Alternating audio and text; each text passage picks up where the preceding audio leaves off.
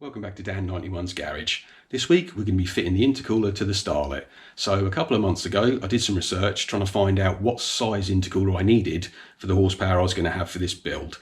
So I read Corky Bell's Maximum Boost book, Jeff Hartman's Practical Turbocharging book, and I also found an online post from a forum that said about what size cross section you'll need compared to the volume for a certain horsepower. So they all yielded slightly different results, which wasn't particularly helpful. The Corky Bell method seems more suited to the vertical flow style of intercoolers, which are obviously a large number of tubes that are quite short, and they seem to be more popular with big capacity engines, low boost pressures, but high volume of airflow. So I couldn't really find one of those off the shelf anyway, and I certainly can't afford to go custom, so that one was out, unfortunately. Then the next two methods were more suited to a horizontal flow intercooler. They seem to be better for smaller capacity engines, higher boost pressures, but lower volume of airflow through them. So anyway, I managed to whittle it down from those calculations to the three most popular ones I could find online. I made a cardboard template, which is over there on the bench with the actual intercooler I bought. So without further ado, let's just jump straight into this and fit an intercooler to a Starlet. See you in a sec. So this is the intercooler I've bought. It's from Toyosports, bought it off of eBay, as I usually do. And as you can see from the condition of it, it's been delivered by Hermes, or Every as they're now known.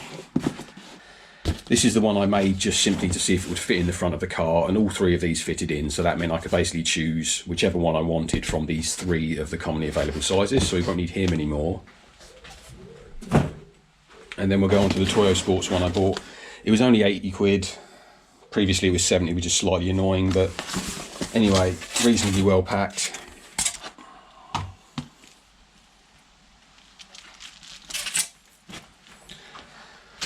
So there we have it. It's in metric, it's 140 by 65 by 550 for the core. So it's a bar and plate design. It's got screw bosses on the top, I believe they're M8, haven't actually measured them yet. And the end tanks are cast. It's pretty reasonable. The welding's pretty good. There doesn't appear to be any sort of gaps or missing stuff. I mean, it is cheap and it is most likely from the Far East, which every part comes from nowadays anyway, so that's never a bad thing. And it is actually marked up and branded as Toyosports rather than one of those unbranded God knows what's. The front of it, obviously it has fins pretty much like a radiator, but they are actually louvered as well, so that'll help increase surface area. So they're better than just straight fins. They actually have sort of louvers down them, same as the radiator. I'll show a picture now, obviously, because it's too close for the GoPro to handle. And up the inside, it has these sort of offset turbulators. Again, you probably can't see that, but it's got the offset turbulators, and they're a pretty reasonable density for its length.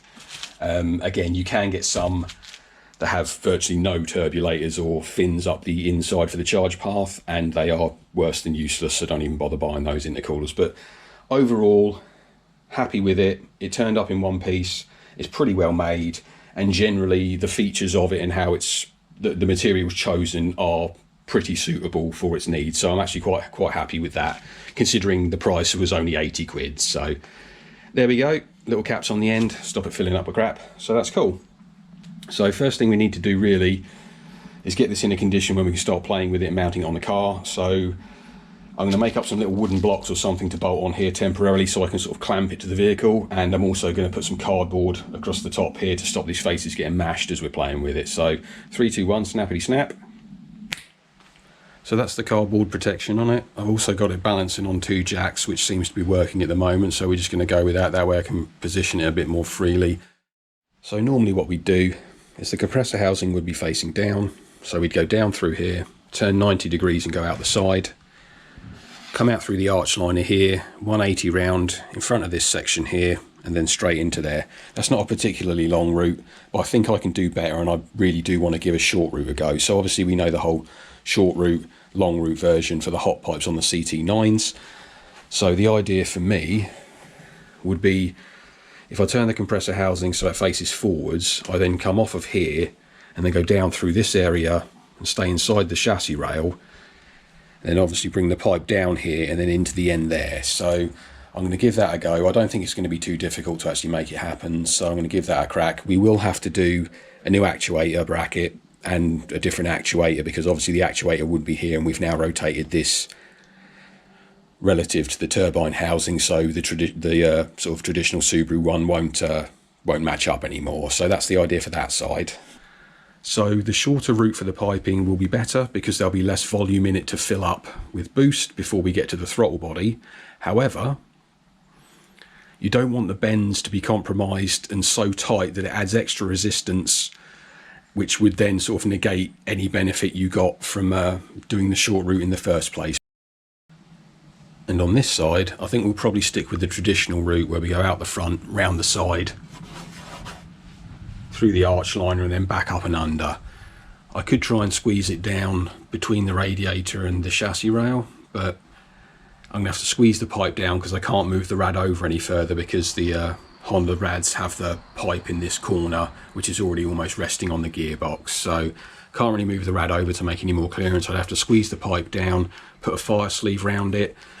It's either going to be a whole bunch of effort from cutting the car, ordering and buying the pipes, and it not actually fitting anyway. So I think if we can save the pipe work and go short this side, and then go with the traditional route this side, we've still saved half the pipe work, so that's a bonus. So I'm going to order up the short side for this, a universal kit which I can make up for this side, and we'll go from there. So I've made up a couple of brackets just to hold the intercooler to the car a bit more securely than balancing it on jacks. These are just some angle brackets from Wix, and I've drilled a couple of holes where they needed to be, so before the internet loses their mind, there's nothing wrong with doing it this way. At the end of the day, I'm just going to make a angle bracket like that anyway, and this is really only temporary until I get it all sort of positioned and know where my pipes are going to go. Got another one on the top there. So we'll go over to the hot side first, and obviously the outlet for the TD04 is 48mm diameter on the outside. And the inlet for my particular intercooler is 54mm, so 2 1/8 on the outside diameter. So I've got myself a 54mm pipe for this, but it's too long, so we're going to need to shorten that one up. And I've also got a 48 to 54mm reducer to come out of the turbo, and that also needs shortening up. So what I've done is I've marked up where the end of the pipe needs to be now. It's about 30mm too long, so I've got to take that off.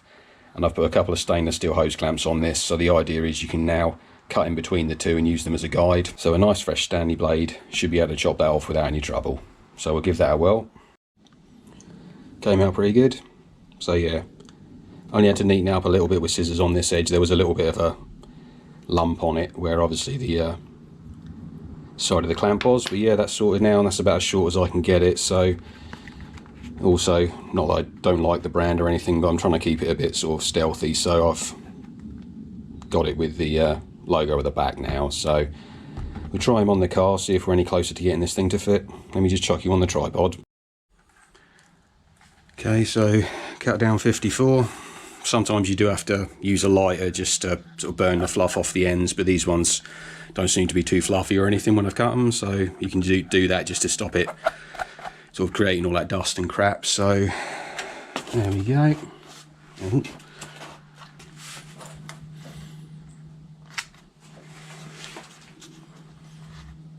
That slid right up as far as it needs to be, and we've got a little bit of clearance there if we turn that back. So 2 or 3mm clearance to this bracket. I can cut the bottom off this bracket as well, just to, all I need really is the threaded nut that's in it to hold the bumper on. So that's where that goes. We're clear there. So there's the 54mm alloy 90-degree elbow. There's just about enough flat on either end of straight pipes you can get a clamp on it, but it's a nice open centerline radius, so that way should be quite smooth for the boost to flow through. So we'll drop him in there.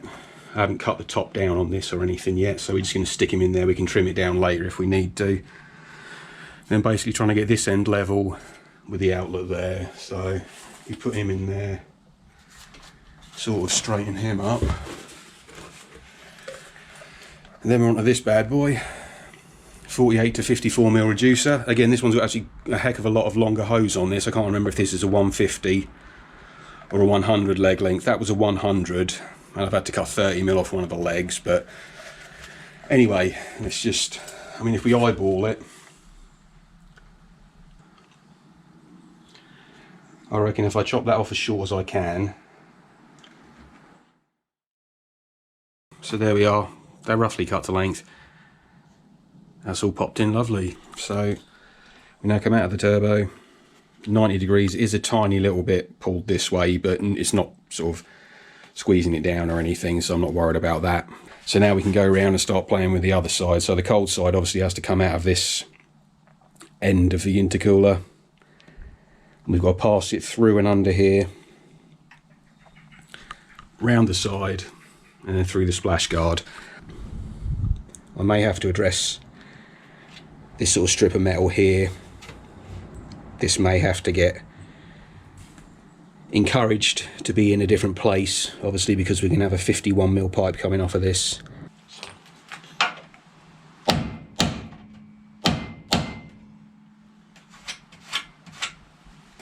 So I've dressed this area back with a hammer and an aluminium drift.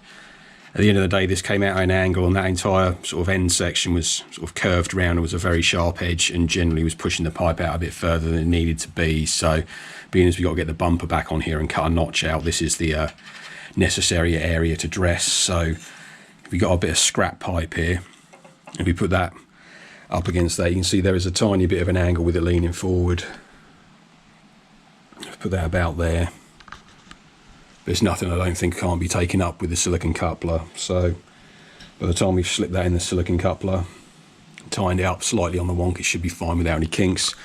And obviously we've got to sort out this other end to wrap round here.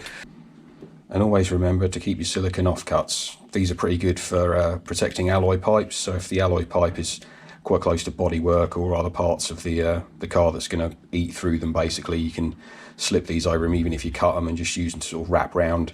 You can put that in between to sacrifice this rather than eating through one of the pipes. My name's Dan, this is Dan91's Garage. Don't forget to like and subscribe, and I'll see you on the next episode.